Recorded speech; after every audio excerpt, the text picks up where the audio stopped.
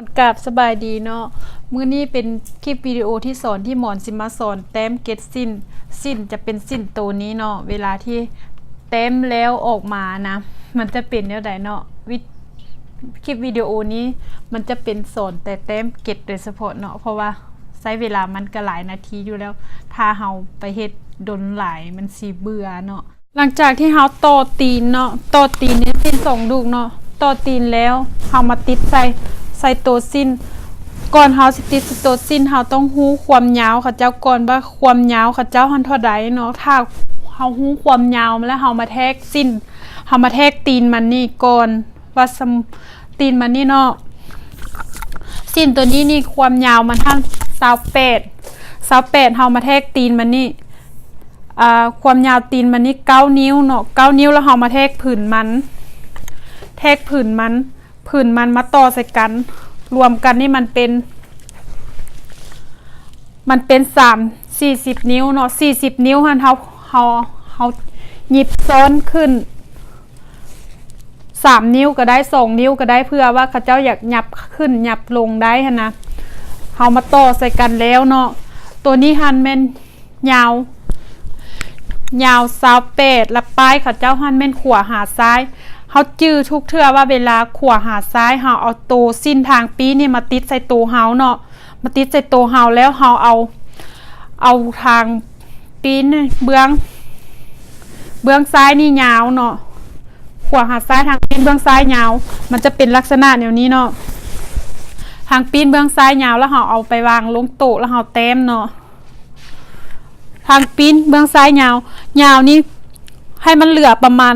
6นิ้วเพราะว่าสิ้นตัวนี้เขาเจ้ากว้างถ้าคนที่ว่าตุ้ยหลายนะเขาต้องเอาท่อกันแล้วเขาจริงมาเพื่ออันต่อตรงอันซอกแพรมาต่อตรงอีกอันนี้อันสิ้นกับเจ้ากว้างเนาะขวาหาซ้ายเฮาทางปีนเบื้องซ้ายยาวประมาณ6นิ้วอันนี้เราเฮาไปวางแล้วไปเต็มเนาะหลังจากที่เฮาพับแล้วเนาะอันนี้เป็นทางตีนมันเนาะเฮาจะแทกความยาวมันขึ้นมาแทกความยาวขึ้นมาอันนี้หันยาว28เนาะยาว28เฮาก็ขีดขึ้นมาแล้วเฮาหมายอยู่นี่28เนาะ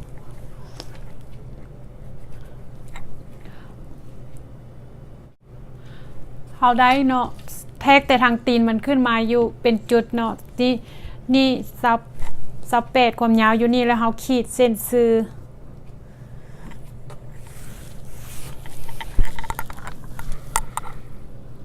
เขาขีดเส้นซื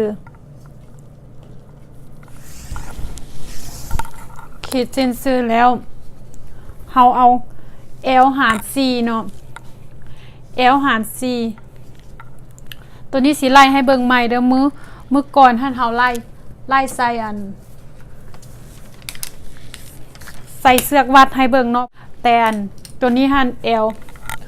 31เนาะL 31หาร C 31หาร C เท่า7นิ้ว 7.5 เนาะ7นิ้ว 7.5 นี่แม่น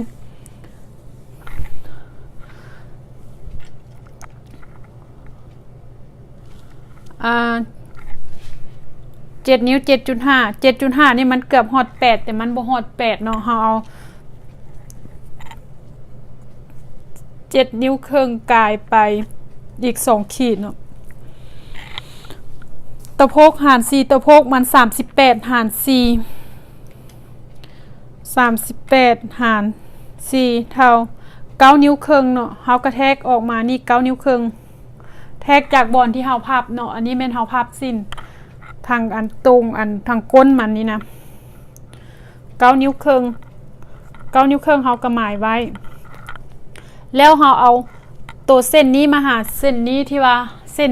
เอวกับตะโพกนี่เนาะเฮามาแบ่งครึ่งกันแบบนี้อันนี้มันได้อันนิ้วกับ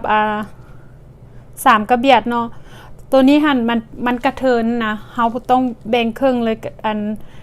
เอาเกล็ดใหญ่มานี่นิ้วนึงแล้วตัวที่ว่า3กระเบียดมันนี่เฮาเอามาไว้เฮ็ดเกล็ดน้อยเนาะเฮาคาดตัวนี้ออกเวลาเฮาแบ่งตัวนี้แล้วล่ะเฮาแทกตัวนี้ออกไปนิ้วนึงคือกันให้จื้อว่าตัวนี้กับตัวนี้ให้เท่ากัน เพราะว่าตัวนี้หันเป็นสะโพกเนาะเป็นเกล็ดสะโพกตัวใหญ่เนาะตัวนี้เนาะแล้ววันนี้เราได้เกล็ดตัวใหญ่แล้วเรามาแ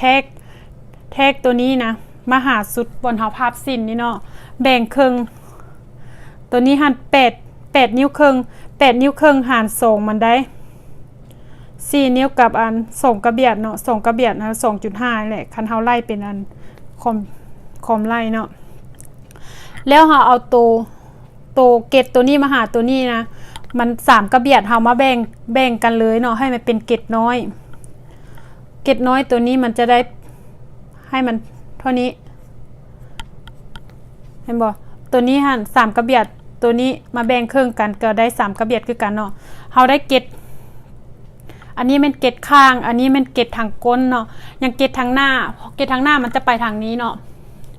ไปทางนี้เวลานี้เฮาได้2เกล็ดนี้แล้วเฮาเอาเกล็ดนี้กับเกล็ดนี้มาบวกกันแทกเนาะตัวนี้มาหาตัวนี้มันได้5นิ้วเฮาบวกเพิ่มอีกนิ้วนึงให้มันเป็น6นิ้วเนาะตัวนี้5นิ้วบวกอีก1พอดีเป็น6เนาะ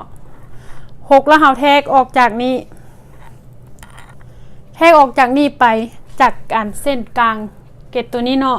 ออกมาทางนี้ให้มันเป็น6คือกันให้มันเป็น6แล้วเกล็ดตัวนี้เฮาเอาเท่ากันทางหน้ากับทางก้นนี่เฮาเอาเท่ากันเฮาก็ขีดเลยเฮาได้แล้ววันนี้เฮาก็มาแต้มเกล็ดก้นมันแต่ละอันนี้เฮาแทกแล้วเฮาก็ขีดซื่อลงมาเนาะ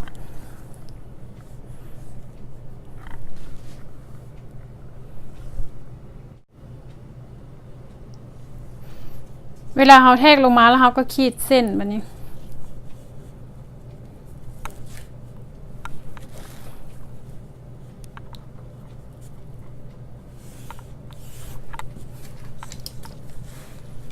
ขีดเส้นเนาะ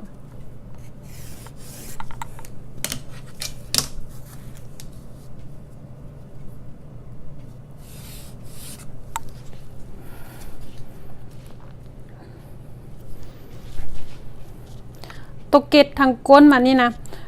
อันนี้ข้าเจ้าสะโพกธรรมดาบ่ใหญ่หลายบ่น้อยหลายเฮาเอาลง6ครึ่งเนาะถ้าคนจอยหั่นเอาลงเอา5ครึ่งหรือว่า6อันนี้หั่นข้าเจ้ากระบดจอยหลายแล้วกระบดตุ้ยหลายแล้วเฮาก็ขีดเส้นตัวนี้หั่นเอาลงตัวนี้6ครึ่งเนาะตัวนี้เอาลง7นิ้วแล้วตัวนี้หั่นเอาลง6เกล็ดทางหน้าเนาะเอาลงสั้นก่อนหน่อยนึงเฮาแล้วเฮาก็เต็มคือกันทางก้นกับทางอันนี้เต็มคือกันเนาะแล้วเกล็ดอันนี้เฮาก็เต็มไม้บรรทัดโค้งให้จื่อว่าบนเลข2นี่ให้ใส่อยู่บนเส้นเกล็ดมันเนาะ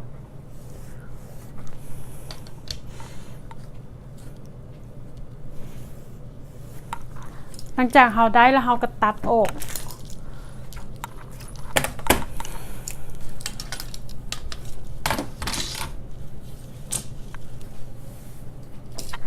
ตัดนี่เฮาต้องจงเพื่อหยิบ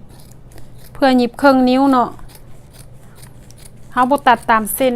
เฮาจะเพื่อหยิบครึ่งนิ้ว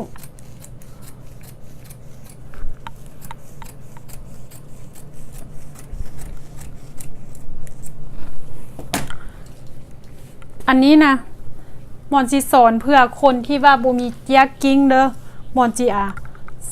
สอนแต้มเลยเนาะคนที่บ่มีเจียกิ้งเฮาต้องหมายออกทางนี้เห็นบ่หมายทางนี้ออกเนาะหมายทางนี้ออกเพราะว่าเฮาจะได้เกล็ดอัน2ข้างพร้อมกัน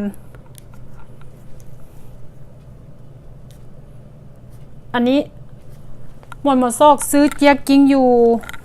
อเมริกาก็ยังบ่เห็นแต่หมอนเอามาแต่เมืองลาวเนาะแต่อยู่เมืองลาวมันมีหลายโพดเนาะแบบแต่บ่ฮู้ว่าอยู่นอกเขาเจ้าสิมีบ่มีแต่ว่าอันนี้หมอนสอนเพื่อคนที่ว่าเขาเจ้าอยากเรียนเนาะเฮาเข็มมุดคัดแล้วเฮามาขีดจื่อต้องว่าเฮาจะเฮ็ดอันนี้เนาะ แล้วเราจะเต็มเลย อันนี้เราทางถึงมันเขาก็กะเอาครึ่งนิ้ว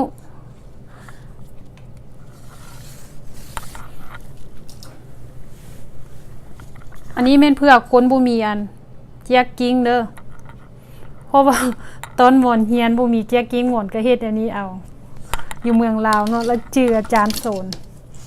เราพาเฮ็ดอย่างนี้เนาะอันมันจะได้มันได้6-7พร้อมกันเลยบ่ได้ยากอันหลายเทื่อนะอันนี้เป็นคนที่ว่าปูมีเจียกกิ้งเนาะแล้วหมอนจะมาสอนตัวที่ว่ามีเจียกกิ้งอีกตัวหนึ่งอีกเนาะ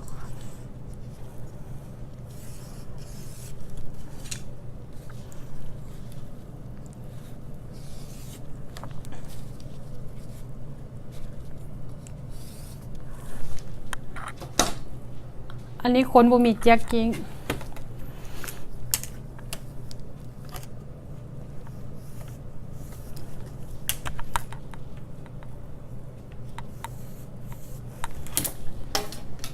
แล้วเขาได้6 เกตแบบนี้